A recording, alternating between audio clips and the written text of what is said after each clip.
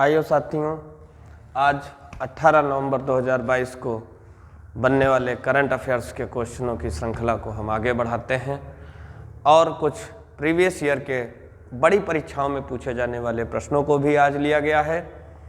और महत्वपूर्ण प्रश्न है, 2 लाइनें आपके लिए कि संघर्ष में आदमी अकेला होता है, कामयाब हो जाने के बाद उसके साथ में पूरी दुनिया होती है। तो मित्र, संघर्ष अकेले करते रहिए, जिस दिन आप कामयाब हो जाओगे पूरी दुनिया आपके साथ में चलेगी। आज का पहला क्वेश्चन है, पश्चिम बंगाल के राज्यपाल किसे नियुक्त किया गया है? तो पश्चिम बंगाल के राज्यपाल CB आनंद बोस को नियुक्त किया गया है। राज्यपाल का प्रावधान भारतीय संविधान में किस अनुच्छेद से किस अनुच्छेद तक है और किस अनुच्छेद में क्या कहा गया है, इसकी एक छोटी सी ट्रिक है आपके सामने लाए हैं। इसकी एक छोटी सी ट्रिक है रकानी कायोसस। रकानी कायोसस हमारे यहाँ राष्ट्रपति और उपराष्ट्रपति की ट्रिक हम पढ़ा चुके हैं। जो विद्यार्थियों को ये ट्रिक मालूम हो वो विद्यार्थी कमेंट बॉक्स में राष्ट्रपति और उपराष्ट्रपति की ट्रिक को जरूर साझा करेंगे। रकानी कायोसस मात्र एक लाइन, रकानी कायोसस, बस। 153 में ये कहा गया है कि राज्य में एक राज्यपाल होगा। 2 राज्यों में एक राज्यपाल हो सकता है, लेकिन उसको वेतन एक ही राज्य का दिया जाएगा और 2 राज्य मिलकर उस राज्यपाल को वेतन देंगे, ऐसा कहा गया है। कार्यपालिका की शक्ति अनुच्छेद 154 में बताई गई है कि केंद्र में जो राष्ट्रपति का काम होता है, राज्य में वही काम राज्यपाल का होता है। फिर इसकी नियुक्ति बताई गई है अनुच्छेद 155 में। प्रधानमंत्री की सलाह पर राज्यपाल की नियुक्ति राष्ट्रपति करते हैं। 156 में कार्यकाल बताया गया है। कोई निश्चित कार्यकाल राज्यपाल का नहीं होता है। राज्यपाल का पद राष्ट्रपति के प्रसाद पर्यंत तक रहता है। जब तक राष्ट्रपति जी चाहेंगे राज्यपाल अपने पद पर बने रहेंगे। 157 अनुच्छेद में कहा गया है, योग्यताओं की बात की गई है। योग्यताएं मतलब जो होनी चाहिए और शर्तें जो नहीं होनी चाहिए, जो कि अनुच्छेद 158 में राज्यपाल की शर्तों का भी वर्णन किया गया है। इसमें योग्यताएं क्या होनी चाहिए? पहली योग्यता, वो भारत का नागरिक होना चाहिए। दूसरी योग्यता, उसकी न्यूनतम आयु 35 वर्ष होनी चाहिए।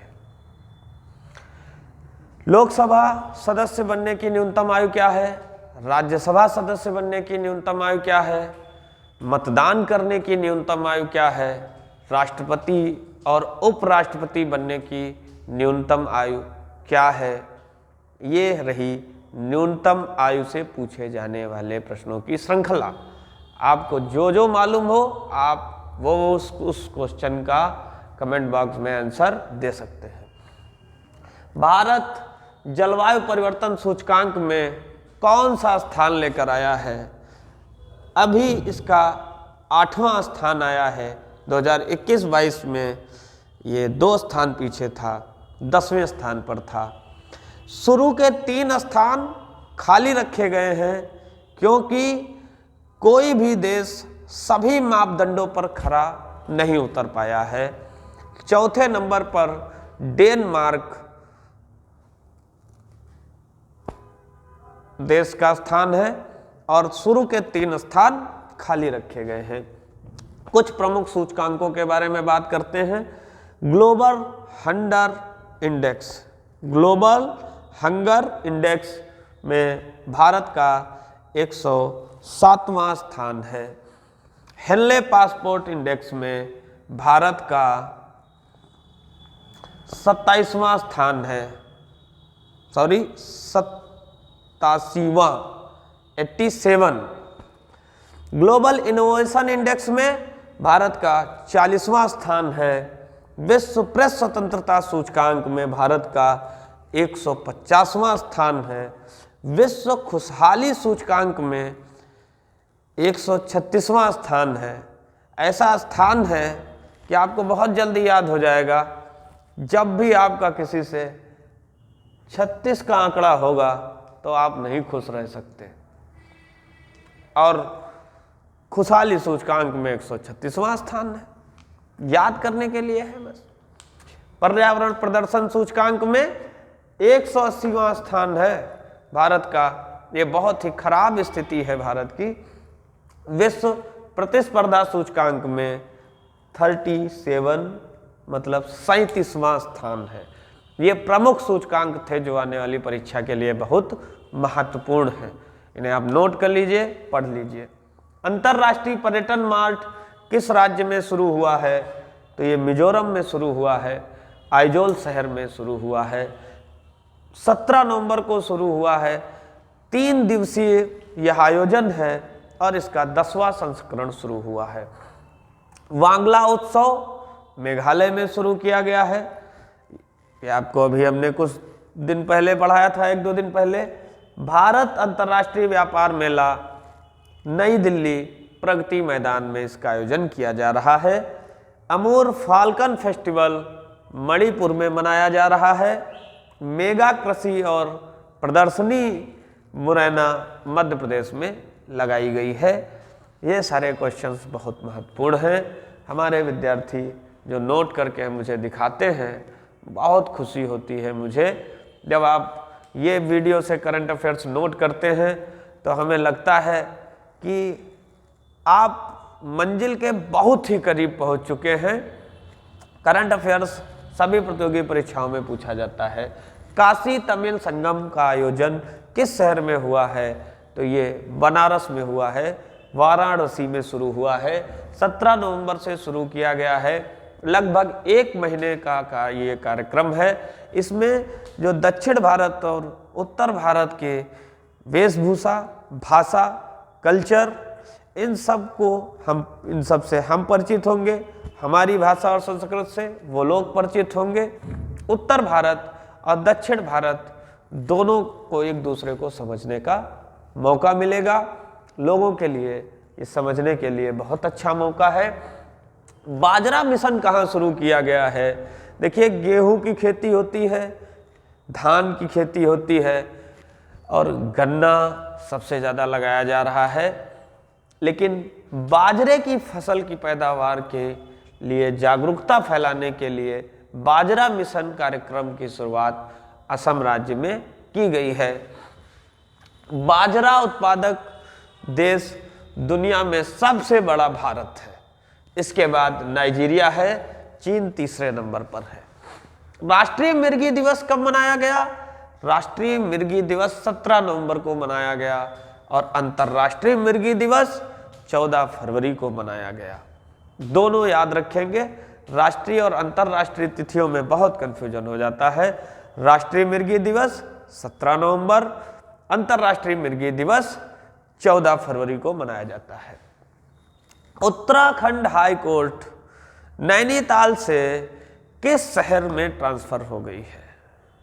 अभी स्थानांतरित कर दिया गया है जल्दी में। तो बताइए, नैनीताल में जो हाई कोर्ट थी उत्तराखंड की, वो अब हल्द्वानी शहर में शिफ्ट कर दी गई है। आप बताइए, उत्तर प्रदेश से अलग होकर उत्तराखंड कब बना? उत्तराखंड की स्थापना कब हुई? उत्तराखंड की राजधानी की अगर बात की जाए तो इसकी 2 राजधानियां हैं। एक पहली ग्रीष्म ऋतु की राजधानी है, दूसरी राजधानी है शीत ऋतु की। पहली राजधानी जो है वो है देहरादून, जो कि शीत ऋतु की राजधानी है। ग्रीष्म ऋतु की राजधानी है गैरसेण। ग्रीष्म ऋतु की राजधानी है गैरसेण। आप कनेक्ट भी कर सकते हैं ग्रीष्म और गा से। ये भी गा से शुरुआत होती है और उसकी भी गा से ही शुरुआत होती है। लखपति दीदी मेले का शुभारंभ उत्तराखंड में किया गया। रक्तदान अमृत महोत्सव में उत्तराखंड को दूसरा स्थान मिला है। रक्तदान अमृत महोत्सव में उत्तराखंड को दूसरा स्थान मिला है। स्कूल स्वच्छता शिक्षा कार्यक्रम की पहल उत्तराखंड ने शुरू की। ऋषभ पंत जी को उत्तराखंड का ब्रांड एम्बेसडर बनाया गया है। हाल ही में कच्चे इस्पात का दूसरा सबसे बड़ा उत्पादक देश कौन बना है? भारत। पहला चीन है, दूसरा भारत है। किस राज्य के मुख्यमंत्री ने 6 हाईटेक शहरों की घोषणा की है? कर्नाटक सरकार ने 6 हाईटेक शहरों की घोषणा की है। पीएम नरेंद्र मोदी जी ने बेंगलुरु में कैंपेगौड़ा की 108 फीट ऊंची प्रतिमा का अनावरण किया है। यह बहुत इंपॉर्टेंट क्वेश्चन बनता है कि पीएम नरेंद्र मोदी जी ने बेंगलुरु में कैंपेगौड़ा की 108 फीट ऊंची प्रतिमा का अनावरण किया है। कर्नाटक सरकार ने स्कूली छात्रों के लिए 10 मिनट का योग अनिवार्य कर दिया है। कर्नाटक सरकार ने स्कूली छात्रों के लिए 10 मिनट का योग अनिवार्य कर दिया है। अभी हम बात करते हैं कुछ प्रीवियस ईयर क्वेश्चनों की जो बड़ी बड़ी परीक्षाओं में पूछे गए हैं। पहला क्वेश्चन आपके लिए है, महाजनपदों में कितने महाजनपद उत्तर प्रदेश में स्थित थे? कुल महाजनपद 16 थे। महाजनपदों का काल अभी अभी हमने पढ़ाया है, तो आप कमेंट बॉक्स में जरूर बताएंगे कि उत्तर प्रदेश में कितने महाजनपद स्थित थे। अभी यूपी पीसीएस में यह क्वेश्चन पूछा गया था तीर्थंकर और निर्माण स्थल से, और आरओ में ये 2 क्वेश्चन आए हुए थे। पहला क्वेश्चन था पर्यावरण से संबंधित अधिनियमों को पूछा गया था, कब कौन सा अधिनियम आया? वन संरक्षण अधिनियम कब आया? 1980 में आया। पर्यावरण संरक्षण अधिनियम 1986, वायु प्रदूषण एवं नियंत्रण अधिनियम 1981 और जल प्रदूषण नियंत्रण अधिनियम 1974 में आया। जो विद्यार्थी हमारे यहाँ आरओ पीसीएस यूपीएससी का एग्ज़ाम देने की सोच रहे हैं, तैयारी कर रहे हैं, उनके लिए ये जो प्रश्न हैं कहने के लिए ये 3 हैं, लेकिन अपने आप में कम से कम 30-35 प्रश्नों की जानकारी है। इन्हें जरूर नोट कर लेंगे। फल और उत्पादक राज्य के बारे में सूची मिलान करना था, तो हमने सीधे सीधे आपको लिखा है। आप पढ़ेंगे, अगर वहाँ सूची मिलाने को आएगा आप निश्चित ही मिला देंगे। आमों में यूपी फर्स्ट नंबर पे है, लीची बिहार फर्स्ट नंबर पे है, नारियल केरल, नारियल केरल, नारियल केरल। उच्चारण एक जैसा है, हमेशा याद रहेगा। नारियल उत्पादन में केरल राज्य प्रथम नंबर पर है। सेब जम्मू कश्मीर प्रथम नंबर पर है। केरल के तट को क्या कहते हैं? कोई होनहार छात्र इसका जवाब कमेंट बॉक्स में जरूर देगा। मैं एक एक कमेंट को चेक करता हूं, आप बिल्कुल चिंता मत करिए। अगर आपने कमेंट बॉक्स में उत्तर दिया है तो उसे मैंने जरूर देखा है, इसमें कोई दो राय नहीं है। तीर्थंकर और निर्माण स्थल से एक प्रश्न यूपी पीसीएस में पूछा गया था, आइए देखते हैं। इसमें पूछा गया था कौन सा निर्माण स्थल सुमेलित नहीं है। मैंने चारों निर्माण स्थल, उनके प्रतीक चिन्ह, कितने नंबर के तीर्थंकर थे, सब कुछ आपको जानकारी दी है। 2 मिनट में पूरी करेंगे। ऋषभनाथ जी का निर्माण स्थल है अष्टापद। ये कैलाश पर्वत पर ही एक जगह है, उसी का दूसरा नाम भी कह सकते हैं। पहले तीर्थंकर थे और इनका प्रतीक चिन्ह था बैल। ये ऋषभनाथ जी के बारे में बात की गई। वासुपूज्य का निर्माण स्थल भागलपुर के चंपापुरी में है और ये 12वें तीर्थंकर हैं। इनका प्रतीक चिन्ह है शंख। नेमिनाथ का निर्माण स्थल है उज्जैनता। उज्जैनता प्राचीन नाम है, नवीन नाम है गिरनारी। गिरनारी गुजरात में पड़ता है, बहुत अच्छा स्थल है। मैं गया हूँ नेमिनाथ जी के मंदिर में। लगभग 4000 सीढ़ियाँ चढ़नी पड़ती हैं और लगभग 6000 सीढ़ियाँ चढ़नी पड़ती हैं, तब अंबा जी का मंदिर आता है।